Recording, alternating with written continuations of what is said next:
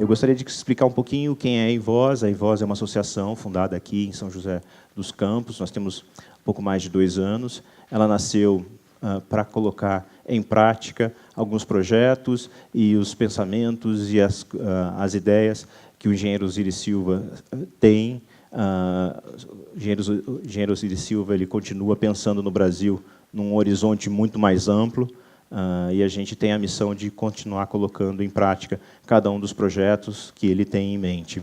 A Invoz, então, é uma associação sem fins lucrativos que tem a missão de transformar ideias em ações para a construção de um mundo melhor, e o nosso trabalho é integrar educação, cultura e empreendedorismo com base nos preceitos estabelecidos pelo coronel Osiris Silva, né?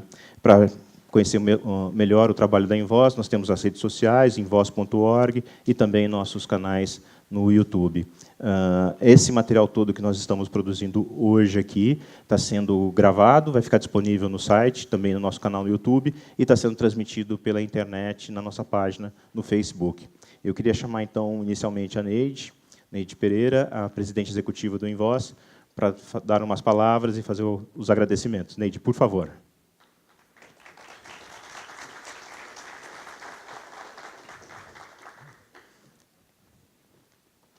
Em primeiro lugar, gostaria de agradecer a presença dos senhores e senhoras por comparecer, apesar da chuva e do trânsito, né, que deu um pouquinho de atraso, mas estamos aqui para ouvir o nosso querido mestre Osiris Silva. Esse formato de evento que estamos fazendo aqui hoje é um novo formato para a reunião dos associados em Voz. Todo mês fazemos uma reunião com os associados e surgiu uma possibilidade com o Rui. O Rui ele é jornalista e especializado em televisão, então surgiu a possibilidade de a gente fazer um talk show todos os meses, para trazer um assunto de interesse da comunidade, de interesse das indústrias. Então, cada reunião de associado que faremos daqui para frente, teremos inicialmente a reunião e após o talk show. Eventualmente, todas essas reuniões serão feitas aqui em parceria com a SECRE, que foi uma parceira aí que a gente encontrou no meio do caminho. Surgiu essa amizade, esse relacionamento com a SECRE, e eles puseram à disposição nossa esse auditório para fazer essas palestras. Então, eu gostaria imensamente de agradecer à SECRE pela oportunidade de fazer esse evento aqui. E, bom, não vou falar muito, porque quem tem que falar muito aqui é o coronel Osiris Silva, certo? Então, obrigada pela presença. E a Invoz, em nome da Invoz, da diretoria executiva e do conselho da Invoz, agradecemos a presença de todos. Muito obrigada.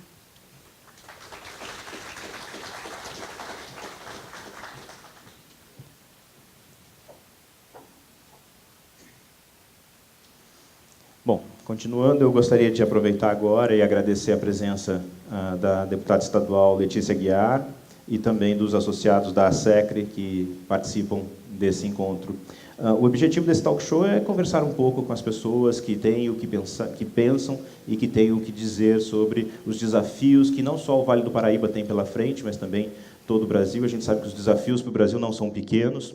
O Vale do Paraíba, em especial, nesse momento, tem um novo desafio, que é esse período agora que virá através da joint venture entre Embraer e Boeing. Ela coloca grandes desafios, oportunidades, e as pessoas precisam refletir sobre isso e colocar em prática aquilo que a gente pode fazer de melhor para permitir que essa fusão entre as duas empresas permita efetivamente que a região continue sendo o polo de desenvolvimento aeronáutico e continue gerando os empregos qualificados e mantenha o crescimento econômico da região nos próximos anos. É um desafio bastante grande, a gente sabe que vem muita mudança pela frente, e a gente ofereceu a sugestão ao coronel Osiris Silva para que viesse falar um pouquinho sobre isso. Então, eu convido o coronel Osiris Silva para subir ao palco, para a gente iniciar esse bate-papo sobre os desafios que a joint venture entre Embraer e Boeing impõe para a região do Vale do Paraíba e também para todo o Brasil.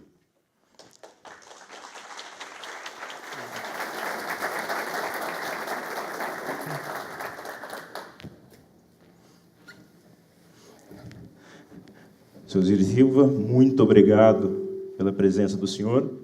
E eu queria começar esse bate-papo contando uma certa história que a gente está tendo a oportunidade de conversar bastante nos últimos meses, porque nós estamos com um dos projetos, é montar um centro de memória para o Invoz, e seu Osíris é a primeira pessoa que está contribuindo com suas memórias para que a gente possa preservar todo esse conteúdo histórico e importante para a região.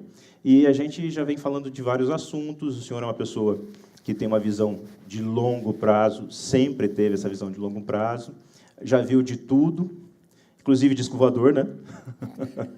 Até disco voador o senhor viu e ninguém duvidou. Seu Osíris, o senhor consegue ver quais são esses desafios que nós temos pela frente com essa fusão Boeing e Embraer, num horizonte aí de 10 anos, ou o que o senhor consegue aí prever que virá pela frente? Boa noite. Boa noite. Bem, boa noite a todos. Estão me ouvindo bem, né, todos? Eu agradeço o convite que me fizeram para vir até aqui, para a gente bater um papo a respeito do que está acontecendo, que agora já é um fato, né? Com a aprovação dos acionistas da Embraer na última terça-feira, hoje já começou o trabalho de integração das duas companhias. Eu lamento muito que, como todo mundo sabe, que a tecnologia muda nossas vidas, né? Eu, na minha idade, eu tenho que usar 2 aparelhos de ouvido. E vocês não inventaram uma bateria que pudesse resistir. A minha bateria acabou de se esvair agora. De modo que eu vou ter um pouquinho de dificuldade de ouvi-los, mas, de qualquer maneira, o Rui me ajuda aqui no nosso papo. Mas eu tinha um grande amigo nos Estados Unidos, acho que todos já ouviram falar dele, o Peter Drucker. E o Peter Drucker dizia sempre, faça perguntas. E realmente é o que nós estamos aqui. Eu espero que vocês façam perguntas a respeito de problemas específicos que eu esteja habilitado a resolver. Eu acompanhei bastante essa discussão, não só na Embraer, mas na sociedade de um modo geral, na Federação das Indústrias. Tive muitas reuniões com o pessoal da Boeing e, afinal, eu consegui ter uma visão mais ou menos completa do que nós estamos vivendo. Agora, eu queria dizer para vocês que nós temos 2 cenários básicos. O cenário básico é o cenário brasileiro, de vocês, de nós, o que vai acontecer numa marca que nós criamos. São José dos Campos criou a marca Embraer. E a Embraer passou acima da nossa botina, vamos dizer, que a Embraer foi muito além do que nós tínhamos suposto. No começo da Embraer, nós só tínhamos dúvidas que eu tenho certeza que vocês têm na cabeça de vocês agora. Não sabíamos se ia dar certo ou se não ia dar certo. Eu tive gente aqui em São José dos Campos que me perguntou, em 1965, 66, me perguntou se a Boeing ia deixar a gente entrar nos Estados Unidos. E qual não é a minha surpresa agora de ver que a Boeing propôs uma associação com a Embraer, que inclui o controle dos aviões comerciais, mas nós ficamos com a área de defesa, com o Tucano, com o 397, com os aviões que vocês conhecem. E agora nós vamos entrar num verdadeiro embate. E eu diria que seria um embate de competência. Nós vamos precisar demonstrar para sempre a nossa grande competência, e eu não temo em relação a isso. Eu acho que o time técnico que a Embraer tem, as equipes que foram criadas, são absolutamente competentes e não devem, de maneira nenhuma, se colocar em segundo lugar, entrar no final da fila. Eu acho que nós temos o direito de conquistar e chegar no primeiro degrau. Agora, o que nós precisamos fazer é nós agirmos. Essa iniciativa dos senhores e senhoras que estão aqui presentes, no sentido de botar esse negócio para discutir, é extremamente meritório. Meritório, sobretudo, porque fora do expediente vieram aqui justamente para nós olharmos qual é a nossa responsabilidade, o que nós vamos fazer. Mas, na realidade, nós fomos obrigados a tomar essa decisão, porque do lado externo, colocar a Embraer exposta para uma competição direta com o Airbus.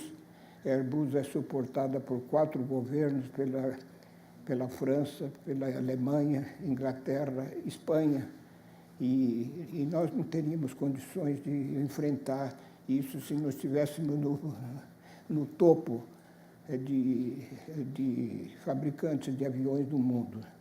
E realmente nós chegarmos a esse topo, se eu fizesse esse discurso em 1950, alguém provavelmente teria batido em mim, dizendo, esse cara é maluco. Mas, na realidade, o que aconteceu foi acima das nossas expectativas. Então, eu queria colocar na cabeça de vocês que é um momento de luta e de competência, e que vocês, na realidade, se tiverem alguma dúvida, tirem a dúvida e caminhem para frente com a confiança de vencedores. E não ficar simplesmente dizendo, ou se lamentando que perdeu a oportunidade, que não aconteceu isso, não aconteceu aquilo. É bem verdade que a estrutura produtora brasileira não inclui praticamente os produtos mais caros que estão instalados nos aviões. E é uma oportunidade de nós pensarmos que nós vamos entrar nisso. Um outro tópico bastante importante que não se fala até agora é que nós podemos entrar na área espacial. A área espacial é de absoluta importância no que se refere às comunicações internacionais instantâneas que nós usamos hoje. Então, nós temos que entrar na área espacial. Cada um dos senhores que forem líderes das suas companhias precisam efetivamente de olhar para o futuro com confiança e de dizer, esta é a minha rota, e nessa rota ninguém vai nos apanhar. Agora, como uma base para tudo isso, nós temos que pensar na educação. Nós temos que criar todo o pessoal do futuro. Eu aqui já estou no final da minha rota aqui na Terra, mas sem dúvida nenhuma tem muitos que estão começando. Nós precisamos dotar São José dos Campos de uma estrutura produtiva que produza não somente os aviões, mas produza gente, pessoas capazes e lutadoras e que acreditam em si e numa chamada internacional não correr rapidamente para o segundo, terceiro, quarto ou último lugar. Nós precisamos ter confiança. Agora, nós temos que fazer o nosso trabalho de casa. O trabalho de casa passa por educação, por competência, domínio de tecnologia, desenvolver tecnologia, senão não temos. Nós precisamos, efetivamente, começar a trabalhar em novos horizontes, em horizontes de pessoas de grandeza. Nós não somos mais qualquer um. No campo da indústria aeronáutica, nós somos o 3º maior cluster aeronáutico do mundo. E nós temos que ter confiança nisso. Eu não gosto de ver São José dos Campos inerte em certas áreas, de não fazer isso. De modo que nós temos que trazer gente para cá capaz e acabar com essa história de que estudar nos Estados Unidos é muito melhor do que estudar aqui, coisa dessa natureza. Bom, mas isso aqui é o meu preâmbulo, um preâmbulo de dizer o seguinte, confiança, certeza que nós somos bons, somos capazes e que nós podemos prestigiar os vencedores, de modo que os vencedores possam realmente gozar os esplendores de uma vitória. De modo que eu volto agora ao meu amigo Peter Drucker de dizer para vocês, façam perguntas. Que perguntas que vocês têm? Se eu puder responder, com muito prazer posso fazer isso. Mas eu tenho certeza que o tempo vai responder pelo que nós fomos capazes de fazer. Agora, não se esqueçam, vocês têm que entrar na área da educação muito firme, porque realmente hoje a cultura no mundo cresce enormemente e eu vejo com tristeza que no nosso país a nossa distância tecnológica com o mundo moderno está aumentando rapidamente. Nós temos que interromper isso, pelo menos no caso da aeronáutica, da aviação, do espaço agora, e preencher todas essas oportunidades que estão aí. De modo que, Luiz, se você quiser fazer uma pergunta, pode começar, e quem quiser também possa fazer alguma outra pergunta. Mas, por favor, Não fique em dúvida. Comece a olhar para as suas empresas, veja o que vocês estão fazendo, olhe para as oportunidades, procuram ganhar confiança, leiam bastante. Existem livros extraordinários sobre oportunidades de marketing e de vendas. E não pense simplesmente na tecnologia. Eu falei um binômio aqui muito importante, marketing e vendas. Companhia que não vende, quebra. De modo que é necessário realmente manter os padrões de venda, padrões de qualidade, competitividade. Eu tenho certeza que o novo governo, o governo do presidente Bolsonaro, já conversei com ele, vai dar ele pelo menos prometeu que vai dar um espaço bastante grande para nós conseguirmos conquistar condições competitivas, que os impostos que pesam sobre as nossas exportações, que se vê que isso não afeta muito o campo aeronáutico, que nós gozamos já de várias isenções, mas de forma nenhuma nós devemos pensar que estamos sós. Não estamos. O novo governo, sem dúvida, vai nos ajudar, e se não vai nos ajudar, nós vamos fazer pressão para que ele nos ajude. Quer dizer, não é um negócio de pé de capa, nós não estamos pedindo esmola. Nós estamos pedindo, na realidade, algo que é nosso direito de cidadãos brasileiros, de criar emprego, de criar novas empresas, de criar novas áreas de trabalho, trabalhar em novas tecnologias. Era isso que eu queria conversar com o senhor, Sr. Osiris. Mas antes, é importante a gente dizer que nós vamos distribuir formulários para as pessoas que quiserem fazer perguntas, que possam preencher, mandar para cá, e eu faço a pergunta para o senhor Osiris. Outra coisa importante a gente está transmitindo ao vivo, mas essa entrevista ela vai ser gravada, então é bom registrar para deixar as pessoas, no momento em que elas assistirem essa entrevista, por dentro do tempo. A gente está gravando isso no dia 28 de fevereiro de 2019. A Embraer e os acionistas da Embraer acabaram de aprovar a joint venture entre Embraer e Boeing. Foi uma decisão tomada com 96% dos votos. A base de acionistas que fez essa votação representa mais de 60% das ações disponíveis da empresa. Então, tem-se início esse processo então, de fusão que vai levar a uma transformação, e essa transformação certamente vai atingir todo o processo produtivo, todo o cluster, a cadeia produtiva da indústria aeronáutica brasileira. Muito provavelmente, a gente vai começar a sofrer mais competição ainda com indústrias fora do Brasil, porque a Boeing certamente vai colocar as indústrias brasileiras em disputa direta com seus fornecedores ao redor do mundo, e a gente precisa estar apto a fazer isso com muita competência. A distância talvez nem exista, porque ter os seus produtos homologados para a fabricação de uma aeronave da Embraer coloca a indústria nacional em condições de competir e em condições técnicas, certamente, de igualdade. O grande problema que nós temos, certamente, é a competitividade que estar instalado no Brasil nos oferece. O senhor vê quais são as possibilidades que nós temos de usar os pontos positivos e corrigir os pontos negativos da nossa competitividade, para que a gente possa brigar de igual para igual com essa cadeia produtiva que a Boeing já desenvolveu, Sr. Osiris?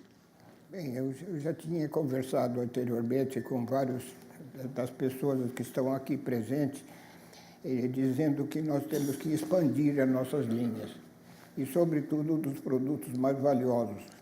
É claro que o poder das grandes marcas internacionais estão aí, dizendo mais ou menos como aquele sujeito me falou em 1950, que realmente nós não conseguiríamos competir no mundo.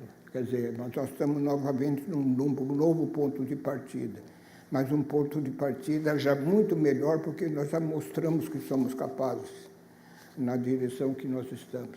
Agora, eu vejo uma série de possibilidades nos componentes aeronáuticos, de modo geral, componentes intercambiáveis que são colocados no avião, em termos de equipamentos, em termos de instrumentação, de modo geral, que isso ainda nós não entramos nessa área, mas, sem dúvida nenhuma, nada nos impede. Outro dia eu estava conversando com o pessoal lá da DIMEP, em São Paulo, aquela Dimas de Matos Pimenta, que fabrica relógios, e eles disseram, nós podemos entrar nisso tranquilamente, e estão dispostos a se incorporar entre as empresas produtoras de produtos aeronáuticos. Mas, sem dúvida nenhuma, tudo isso depende de cada um. Eu diria que nós temos que abandonar a história do passado, que nós tínhamos que ficar numa determinada área, só, por exemplo, em usinagem. Hoje nós atingimos um papel extremamente elevado, mas nós sabemos que as usinagens no avião vão continuar sempre, ou nos outros produtos, mas, de qualquer maneira, os produtos que resolvem mais são os produtos de alta tecnologia. Então, para isso, que nós precisamos de recursos humanos. Realmente aí é nessa direção que nós temos que colocar, dedicando-nos profundamente à educação, porque a educação, sem dúvida nenhuma, é que vai fazer uma grande diferença do que São José dos Campos é hoje, do que a força de trabalho de hoje vai ser modificada. Como é que a gente pode estimular a iniciativa privada e a indústria, o cluster aeronáutico, pode estimular, Suziris, a formação de mão de obra cada vez mais qualificada para expandir a sua atuação? Bem, essa é uma pergunta meio complicada, porque nós, como brasileiros, nós demos uma liderança inata para o governo brasileiro. O presidente da República, seja ele quem seja, é transformado num líder nacional. Então, hoje é uma centralização do governo. E se nós olharmos a nossa legislação está longe de acompanhar a legislação americana. E, por outro lado, nós vemos o embate que está ocorrendo agora entre Estados Unidos e China, que, na realidade, a China descobriu isso e está começando a fabricar esses produtos, e muitos dos produtos americanos hoje têm componentes chineses. Quer dizer, e isso está colocando o presidente Trump dos Estados Unidos nervoso em relação às relações internacionais com a China, mas ele ainda não percebeu que o mundo mudou. Não é mais a relação de governo a governo, é a relação entre sistema produtivo contra sistema produtivo, de modo que é necessário realmente nós escolhermos nosso caminho. Numa primeira passagem, eu acho que nós temos que pegar aquele pessoal todo de Brasília. Por exemplo, a área aeronáutica está no Ministério da Infraestrutura. No Ministério da Infraestrutura nós temos muitos amigos. O Ministério de Ciência e Tecnologia está sendo chefiado agora pelo Marcos Pontes, que é graduado aqui pelo ITA, conhece São José dos Campos bastante bem. De modo que nós temos que interferir nesse processo e vendo aquilo que está nos apertando bastante. Nós vimos agora uma ação do governador de São Paulo, né, o Dória. Ele baixou o ICMS do combustível. Isso vai ter um impacto muito grande no transporte aéreo. E o governo ainda não entendeu, mas eu acho que nós vamos ter que fiar isso na cabeça do governo, que o governo não produz dinheiro. O dinheiro que está na mão do governo é produzido por vocês. Vocês é que produzem o dinheiro que o governo usa. E ele precisa devolver parte desse dinheiro para nos ajudar a nos equipar e a nós crescermos. Agora, procuramos equipar, se possível, também com produtos nacionais. Nós não estamos discutindo aqui simplesmente a fabricação de produtos que nós colocamos nos aviões, mas tem uma quantidade enorme de produtos que não são colocados no avião, mas são essenciais para que nós possamos produzir. Nós vemos maquinários, as célebres máquinas de controle numérico, essas coisas todas, quer dizer, sem dúvida nenhuma, o que aconteceu agora, nós temos que ver a dimensão dessas mudanças. E com a coragem normal que nós temos necessidade, nós precisamos nos aprimorar nessa direção.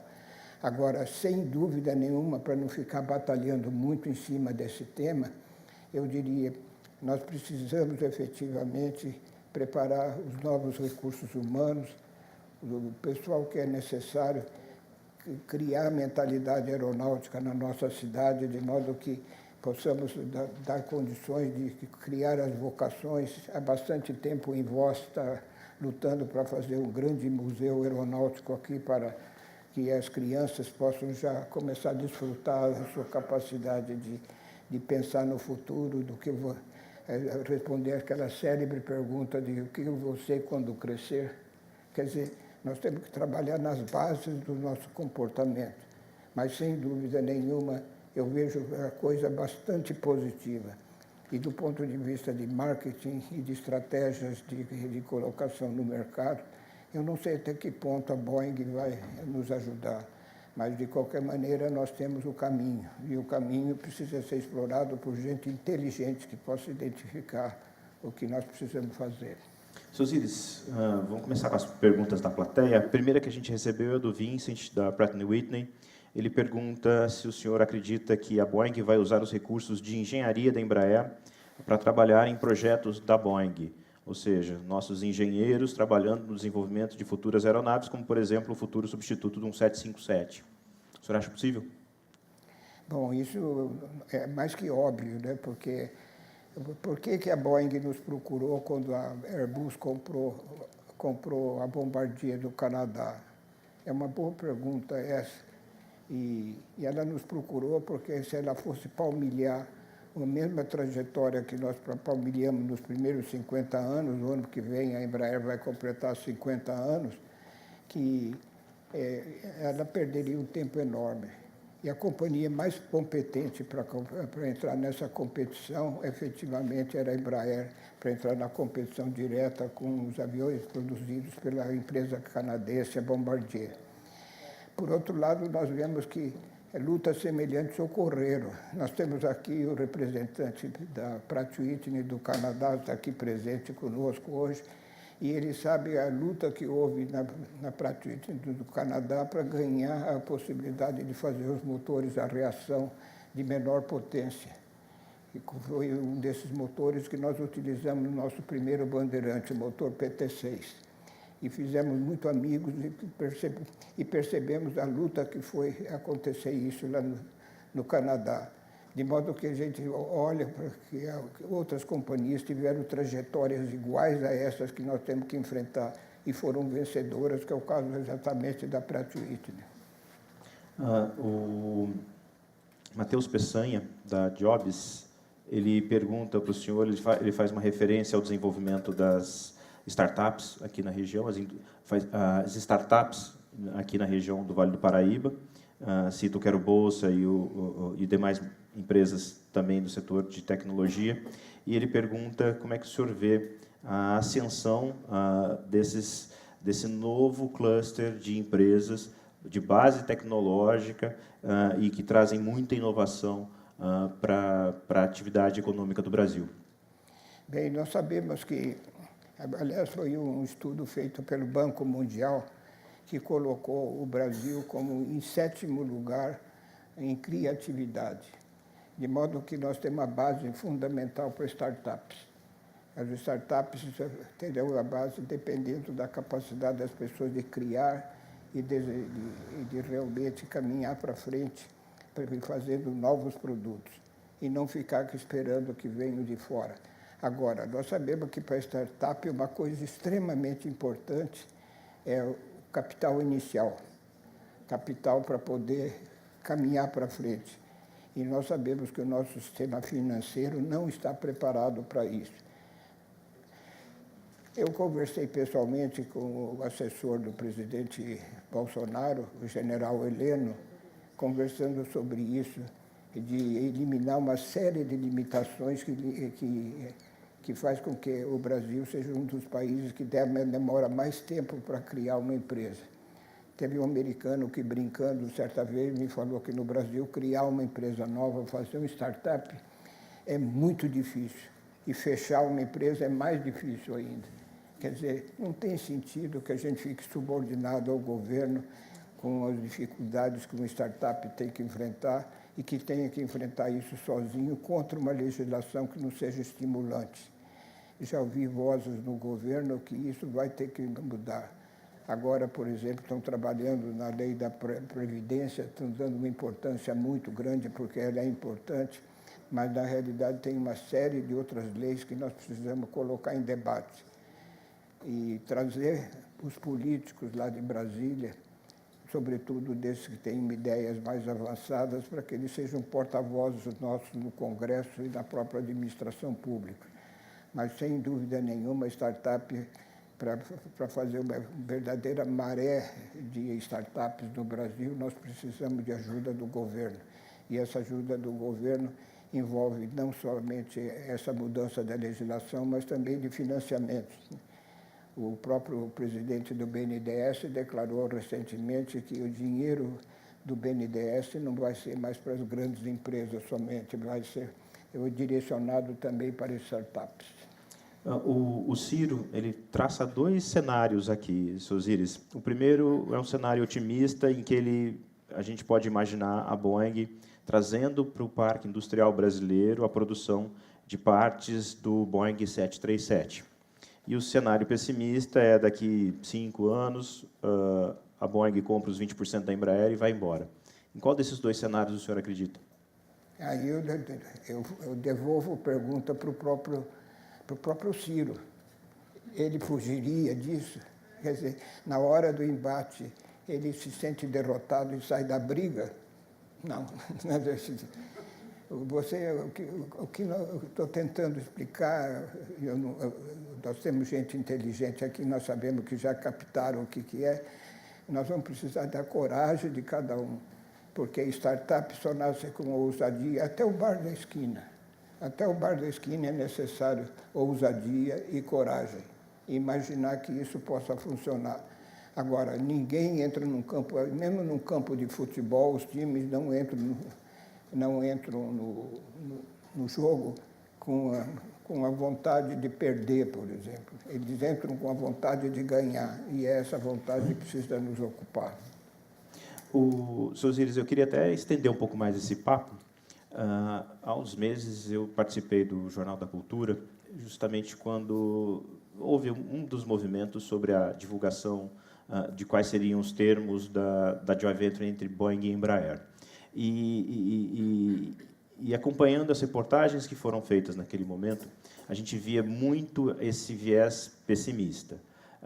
Então, as pessoas que foram entrevistadas dizendo que a baixa competitividade do Brasil não ia manter o interesse da Boeing por aqui, ou até mesmo que a Boeing ia vir para cá, ia comprar tudo e ia levar embora, porque fabricar aviões, aeronaves no Brasil. E aí, um contraponto que eu tentei fazer naquele momento foi justamente esse.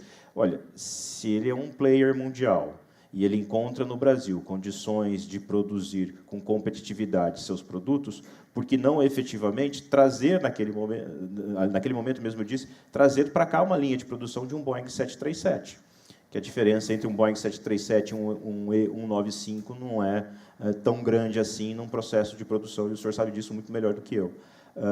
A gente tem essa visão derrotista, ou existem setores que parece que torcem pelo desastre? Bem, na realidade, nós temos que ver como é que funciona, para tomar essas iniciativas, como funciona o mercado.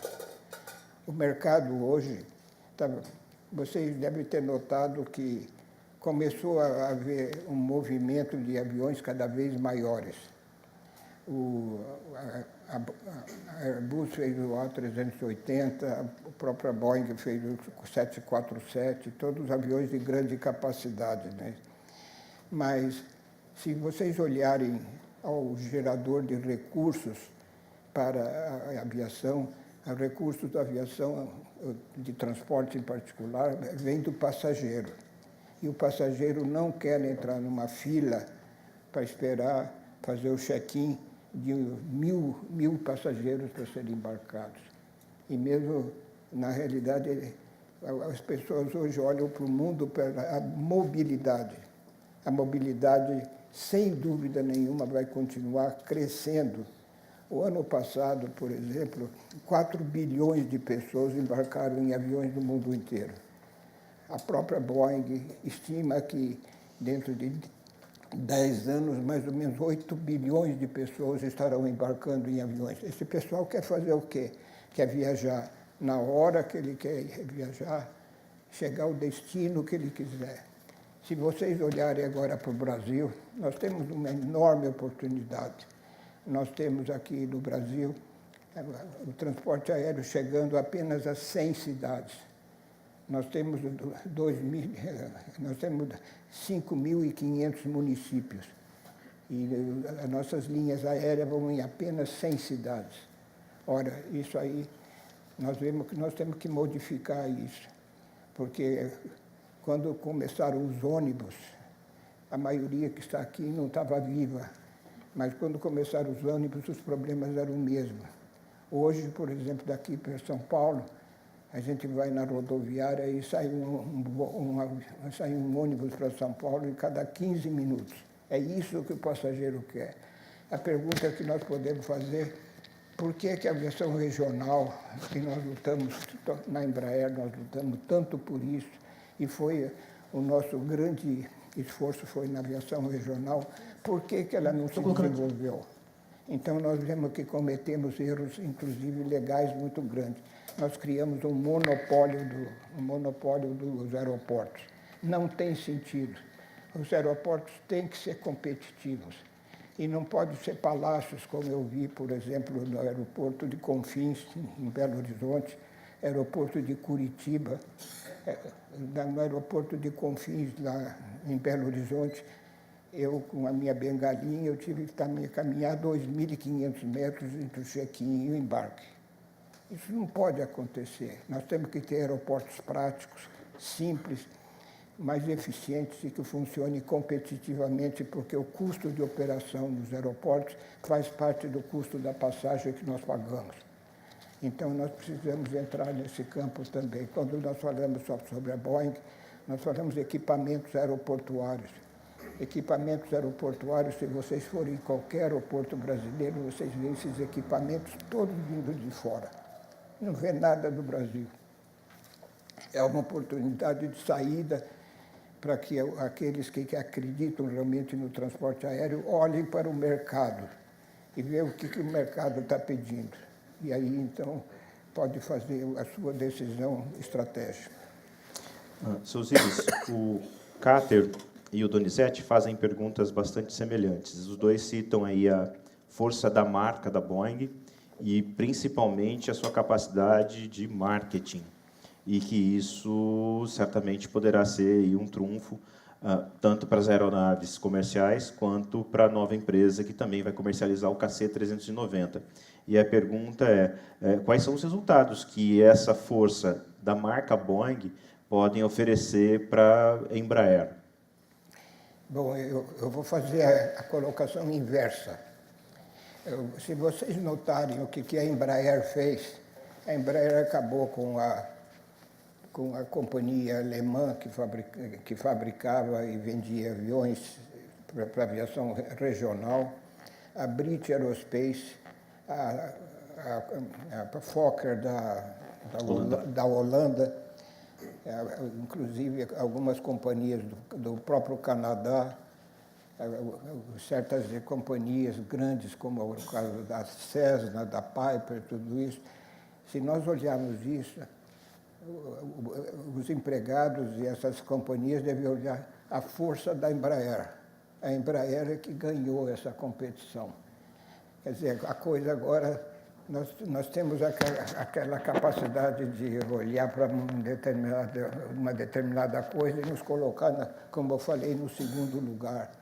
Na realidade, nós fizemos isso com outras companhias estrangeiras. E essas companhias estrangeiras saíram do mercado e nós não ouvimos mais falar dela. Então, presta atenção o que nós já fizemos. Então, agora a gente diz, tem uma maior que a Embraer, vai fazer isso com a Embraer. E a pergunta que nós temos que colocar, nós vamos deixar isso acontecer? Eu creio que não. Eu creio que não, porque a aviação regional é nossa. O Brasil conquistou esse galardão e nós temos que lutar por isso. Por exemplo, numa conversa com o João Dória, lá em São Paulo, no prefeito, eu falei para eles que não é possível que o Estado de São Paulo tenha 10 ou 15 empresas só fazendo exploração de tráfego aéreo. É claro que nós podemos dizer que o Estado de São Paulo tem uma rede rodoviária muito prática, muito boa e tudo isso. Mas, na realidade, para o homem do futuro, para o empresário do futuro, velocidade é importante. E, por outro lado, nós temos coisas num país gigante, como é o caso do nosso, dizer, eu faço uma pergunta para a plateia, como é que nós vamos a Manaus sem ser de avião? Eu não sei. Alguém sabe? Nós não. Então, veja que o avião é absolutamente essencial. Nós não estamos olhando o avião como um produto de perfumaria. Não é. É absolutamente essencial e nós podemos aumentar o PIB brasileiro dando uma velocidade e uma flexibilidade muito maior para aqueles que tiveram a coragem de mudar e fazer uma startup. O Jaque, ele pergunta sobre o KC-390. Ele contextualiza dizendo o seguinte, o KC-390 é a aeronave que vai efetivamente abocanhar uma parte importante da frota do C-130 do Hércules, que já está aí indo para obsolescência. São mais de 2.000 aeronaves, segundo ele, C-130 em operação, e o KC-390 pode se inserir nesse mercado como uma solução. O senhor vê dessa forma o KC-390 como um futuro substituto do Hércules? Bom, eu não conheço exatamente a decisão da Embraer para fazer o 390, mas, sem dúvida nenhuma, a estratégia colocada foi que o 390 fosse competitivo, em particular com o antigo Hércules, né? Que deu o Lockheed 130, né? Que hoje tem 7.000 em todo o mundo. Esses 7.000 aviões estão envelhecendo, eles vão precisar ser substituídos. E por que não o nosso 390? Nós temos que olhar o 390 como um avião que foi construído para ser competitivo nessa área. Se olhar todos os aviões competitivos em relação ao 390, são todos hélices. E o que fez o avião vencer no transporte aéreo foi a produtividade pela velocidade. E o nosso avião é mais veloz do que qualquer outro cargueiro no mundo. E essa produtividade pode fazer uma diferença bastante grande. É claro que o mercado pode demorar um pouco para ir nessa direção, mas, sem dúvida nenhuma, eu vejo que os 390 precisa de uma força de vendas, uma força de marketing bastante forte. E a Boeing já tinha feito um contrato com a Embraer para fazer a comercialização desse avião em conjunto. Em 2016. De modo que o trabalho não está na estaca zero. O trabalho já está rodando há 3 anos, mais ou menos, para colocar o 390 em várias áreas.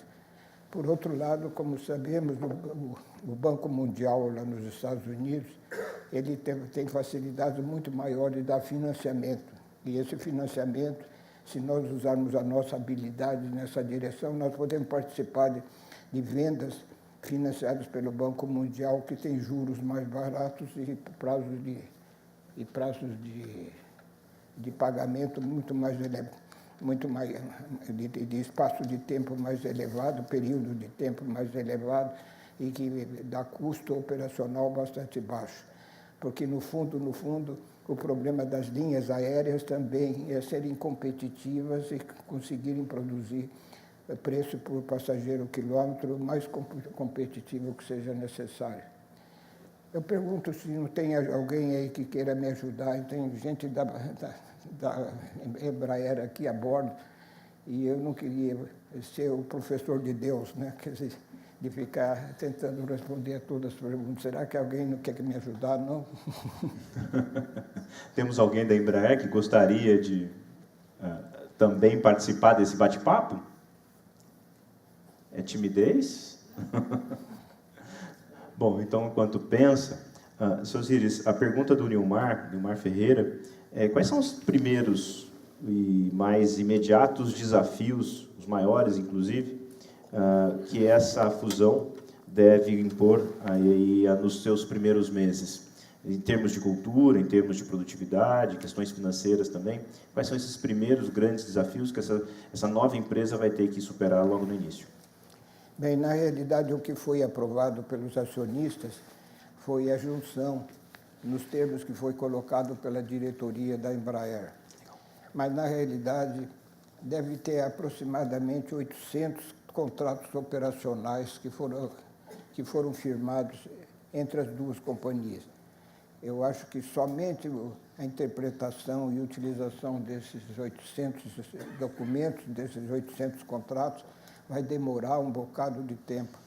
Eu conversei com o Paulo César, o presidente da Embraer, e ele estima que isso não terminará antes de 2019. De modo que nós temos que esperar um pouco para ver o que vai acontecer e se pudermos interferir no sentido de ajudar, nós não podemos guardar a nossa capacidade de ajudar fora disso. A Embraer criou, acho que foi há uns 2 anos mais ou menos, ou 3 anos, criou um organismo de contato com seus fornecedores, né? E esse organismo vai ter um papel bastante grande para ajudar cada um aí a encontrar o seu caminho e escolher a direção em que ele vai atuar. O Martinho mandou uma pergunta também, mas essa pergunta já tinha sido respondida pelo Sosiris, que fala sobre essa possibilidade da Embraer vir a ser completamente absorvida pela Boeing num futuro, em algum prazo. A pergunta do Bruno é a seguinte, ele amplia um pouco o debate. Quais são os principais focos de ação para reverter o processo de desindustrialização em curso no país e quais as oportunidades mais importantes para quem se focar quanto à melhoria do ambiente de negócios no país? Bem, na realidade, isso aí é a área política que pode responder, e eu creio que já foi respondido, porque o presidente Collor, o presidente Bolsonaro já foi absolutamente categórico nisso. Ele vai trabalhar diretamente na direção de reduzir os entraves que o governo possa colocar no sentido que a gente seja mais competitivo. Cabe a nós cobrar. Nós temos que cobrar. É uma pena que, se eu fizer pergunta aí para o auditório, talvez ninguém se lembre no deputado que votou. É possível que a maioria que esteja aqui não sabe em quem votou no deputado. E nós temos que trabalhar com nossos deputados. Eu conversei bastante com o Eduardo Cury, que é um deputado representante nosso aqui, e ele está à disposição, e se não tiver à disposição, nós, os eleitores, temos que colocá-lo à nossa disposição. Quer dizer, porque, na realidade, nós não demos um emprego para ele de 4 anos para que ele não responda pelas responsabilidades que ele assumiu conosco. De modo que isso aí é uma coisa que nós temos que conquistar no Brasil, quer dizer, uma junção do interesse da população com os interesses governamentais. Eu coloco com bastante frequência, e muita gente acha que eu estou sendo exagerado, que o governo brasileiro é o dono do país, né? Eu não sei se ouviram o discurso na ONU do presidente da Bolívia. Alguém ouviu? O presidente da Bolívia, ele disse no plenário da ONU que ele está sendo cobrado de várias dívidas da Bolívia em relação a investimentos de infraestrutura. E ele falou, esse pessoal não sabe, como sabem, o presidente da Bolívia é um índio. Ele falou, eu venho de uma tribo que era dona dessa terra aqui desde 40 mil anos atrás. Eu não sei se esse número está certo, mas falou 40 mil anos. E agora vieram vocês aí, os brancos, ocuparam isso, diz que é deles, e agora vem cobrar de nós. Vocês têm que pagar a dívida que vocês assumiram quando vocês tomaram de nós essa terra no passado. Quer dizer, de modo que essa história do governo ter decisão absoluta sobre o que nós podemos fazer, acho que nós temos que amenizar isso. É um trabalho muito longo, eu tenho certeza, a nossa legislação é complexa, mas nós temos que simplificar isso. E um dos que mais fala nessa direção é o próprio governador Dória, do governo do Estado de São Paulo, que tem mencionado isso com frequência. Ele teve a experiência de prefeitura de São Paulo, agora está no governo do Estado, ele está realmente apalarmado. Ele falou, não é possível que se possa produzir qualquer coisa numa organização tão ineficiente quanto o governo do Estado de São Paulo. Governo burocrático, governo distante da população, coisa dessa natureza. Isso nós vamos ter que modificar, mas vai demorar tempo, vai demorar um bocado de tempo. Mas, sem dúvida nenhuma, passa pelo vetor político. E nós temos que passar no vetor político porque nós somos uma nação democrática. E a democracia impõe realmente a divisão e a independência dos três poderes. Seu Osíris, a Regina Santos ela fala um pouquinho na pergunta dela sobre a questão da responsabilidade social corporativa. E ela cita a questão do... Ela não diz explicitamente, mas certamente ela está falando sobre o desastre em Brumadinho, que foi um impacto ambiental e social absurdo, né? Ela pergunta para o senhor como é que o senhor vê essa fusão e os investimentos para que a gente tenha aí uma responsabilidade social corporativa, né, nas áreas ambiental e de segurança, efetivamente em primeiro plano e não de forma secundária, como a gente vê, parece ser uma tradição de muitas empresas aqui no Brasil. Bom, isso acontece no mundo inteiro. Vocês verem os jornais internacionais indicam todo dia tragédia aqui, tragédia ali. Segundo o dicionário, acidente ocorre alguma coisa que acontece sem a intervenção dos prováveis culpados. Quer dizer, acidente quer dizer não houve esforço de ninguém para que o acidente ocorresse. Acidente ocorre quando qualquer coisa inevitável acontece. Agora, sem dúvida nenhuma, se vocês olharem a reação do governo Bolsonaro em relação ao Brumadinho, o gabinete de crise foi criado no mesmo dia em que ocorreu lá o rompimento da represa. E já foi diagnosticado que existem muitas represas que não podem continuar funcionando e começar a esvaziar essas represas progressivamente. É claro que a grande parte da nossa energia elétrica vem de represamento de água. E isso, evidentemente, não pode ser substituído do dia para a noite. E aí vem os desafios tecnológicos que nós temos para o futuro. Nós temos que pensar, por exemplo, nós vamos apoiar o nosso desenvolvimento por petróleo até quando? Até quando nós temos a possibilidade de utilizar petróleo? Eu não sei se sabem, mas o mundo está queimando da ordem de 15 bilhões de litros de petróleo por dia. As reservas de petróleo da Terra não aguentam muito tempo. Eu acho que antes de 2040, 2050, vai começar a haver falta de petróleo. Agora, quem pensa longe, estrategicamente, vai dizer qual é a alternativa sobre o uso do petróleo. Será que nós não podemos substituir o petróleo? Tem cabeças muito boas, certamente aqui no nosso auditório, que pode pensar, nós temos que criar uma nova forma de produzir energia. Os economistas dizem que de cada 1% de desenvolvimento ocorre 2% ou mais de consumo de energia. De modo que energia é algo vital, é algo que nós podemos entrar aí, mesmo não sendo daquele core business direto de cada uma das nossas empresas. Mas aquele que tiver ideia nessa direção vai poder fazer uma criação de uma energia que, mais ou menos como a do Sol. O Sol brilha há bilhões de anos e nós não sabemos exatamente de onde vem tanta energia do Sol. De modo que deve existir na natureza uma alternativa para nós melhor que a do petróleo. E isso aí cabe sobretudo aos jovens que pensem e digam, será que em 2050, 2060, coisa dessa natureza, nós vamos continuar a usar petróleo na direção que nós estamos? E vocês veem que a própria indústria automobilística já está dando uma resposta através do carro elétrico. Mas a eletricidade que é colocada nas chamadas baterias desses carros também passa pela demanda de petróleo. Quer dizer, não dá. Nós temos que pensar em outras coisas e não ficar no trilho de a gente vendo. Nós estamos nesse trilho aqui e não podemos alargá-lo. Quer dizer, precisa alargar tudo isso, abrir a cabeça. Quando nós começamos a Embraer aqui em São José dos Campos, todo mundo achou que era um horror, que poderia não dar certo isso. E nós fizemos, e deu certo. E ela, aliás, superou até tudo que nós pensávamos no passado.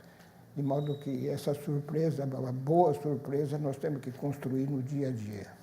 Seu Osíris, o senhor hoje trabalha com educação. O senhor é hoje conselheiro de um grupo educacional que tem diversas universidades, principalmente no estado de São Paulo e também em Minas Gerais. E o senhor fala de projetos do futuro, então quando o senhor diz que daqui 10, 20, 30 anos, a gente está falando de uma geração que muitas vezes talvez não tenha nem chegado ainda às escolas. Como é que o senhor vê o futuro da educação no Brasil? A educação, contextualizando, a educação é um problema muito grande, os desafios que a educação tem no Brasil são imensos, mas a gente já avançou muito em relação ao que nós éramos há 50 anos. Há 50 anos a educação não era universalizada no Brasil, então a gente ampliou a quantidade e precisamos melhorar a qualidade dela agora. Mas o senhor tem visto, com uma visão positiva, o futuro da educação no Brasil, ou o senhor tem algumas preocupações? Bem, nós, da nossa organização, a Ânima, nós criamos essa empresa em 2003. E começamos com uma universidade com 3.000 alunos. Hoje, nós temos 5 universidades, de Goiás até o Rio Grande do Sul, espalhadas por aí tudo, e temos 100.000 alunos. Nós temos 4.000 professores. E nós temos trabalhado justamente para responder essa sua pergunta. Quer dizer, a nossa educação está realmente trazendo para a sociedade gente de talento, gente competente, tudo isso. Temos feito um esforço muito grande. E não tem sido fácil. E eu tenho certeza que todos compreendem como é difícil tudo isso, sobretudo como a educação depende muito também das famílias. As famílias têm um papel extraordinariamente importante em relação à educação, mas, sem dúvida nenhuma, nós estamos conscientes para isso. Então, nós estamos fazendo pesquisas operacionais para ver como nós podemos treinar melhor os professores, fazer o aprendizado mais rápido, porque se olharem, por exemplo, a formação de um cidadão competente, nós estamos levando aproximadamente 20, 25 anos para fazer um cidadão competente, em que pese tecnologias e tudo isso, isso acontecia no passado. Eu, em particular, eu estudei nos antigos grupos escolares. E, realmente, o meu curso no grupo escolar foi extraordinariamente competente, porque ele me deu a vontade de crescer através da educação. E por isso é que nós colocamos no nosso lema, no lema da Ânima, nosso organismo que controla essas 5 universidades, nós vamos transformar o país pela educação. De modo que, se olharem o artigo 205 da Constituição, está escrito lá: a educação é dever de todos. E cabe ao governo, junto com a população, de estabelecer a metodologia de melhor preparar o cadastro brasileiro para os desafios do trabalho. Quer dizer, vamos cumprir isso. Quer dizer, é um problema só de cumprimento disso. Mas isso, evidentemente, tem que passar pela população, de modo geral. E que no Brasil é mais ou menos centralizado pelo governo. Mas, enfim, nós vamos ter que encontrar solução, porque realmente, se olharem para a própria Embraer aqui em São José dos Campos, se não fosse a construção do ITA em 1950 aqui em São José dos Campos, nós não fabricaríamos avião. Simplesmente a Embraer não existiria. Alguém é capaz de imaginar São José dos Campos sem a fabricação de aviões? Ou de outros tipos de produtos que a gente possa produzir? Notem que, então, a nossa importância como brasileiros é muito mais importante do que nós nos atribuímos. Então, eu peço, minha voz já não está funcionando direito, peço desculpas, talvez nós teremos que interromper um pouco, mas eu diria, vocês são muito mais capazes do que imaginam. Deem valor a vocês mesmos. Pensem em vocês, pensem nos seus filhos, e tentem dar a eles a melhor das oportunidades que existem. a oportunidade de se formar bem, de se preparar e de entrar para um ambiente competitivo que já está vivo até hoje. Hoje a competição não é só entre empresas ou entre nações, é entre pessoas também. De modo que, eu diria, ousadia, coragem, competência, não há substituto para essas coisas. De modo que eu desejaria que todos entendessem que realmente nós estamos, vamos dizer, como se dando um salto no escuro. Nós não sabemos o que vai acontecer amanhã, mas nós podemos pensar que o passado está na nossa cabeça como memória, mas o futuro está nas nossas mãos para nós efetivamente fazer um futuro diferente. Seu Osiris, a gente completou 1 hora aqui de bate-papo e acho que a gente conseguiu aí dar vazão a muitas das suas ideias, respondemos a todas as perguntas que foram feitas. Eu quero agradecer muito o senhor por mais essa oportunidade de estar aqui batendo esse papo. E ficará gravado, então, essa entrevista, que vai estar disponível nas redes sociais, na internet. E eu quero demais agradecer ao senhor e a presença de todo mundo nessa noite aqui. Muito obrigado. Obrigado.